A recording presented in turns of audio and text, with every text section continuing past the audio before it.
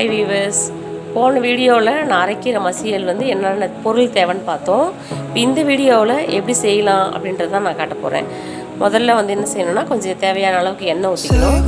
எண்ணெய் ஊற்றிட்டு இதில் கொஞ்சம் பூண்டு, அதுக்கு தேவையான அளவுக்கு புளி, ஒரு 5-6 காஞ்ச மிளகாய். இப்போ இது நல்லா வதக்கிடணும்.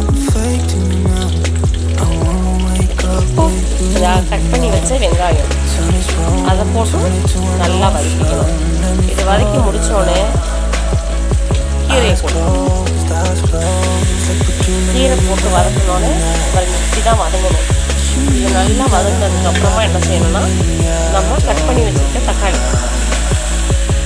2 தக்காளி போட்டு நல்லா வதக்கிக்கணும். இது நல்லா வதங்கினோடனே நம்ம ஆற வச்சு அரைச்சிக்கணும். கீரை நல்லா வதங்கிடுச்சு. இப்போ நம்ம ஆற வச்சுட்டு தேவையான அளவு உப்பு போட்டு அரைச்சிட்டு உங்களுக்கு காட்டுறேன்.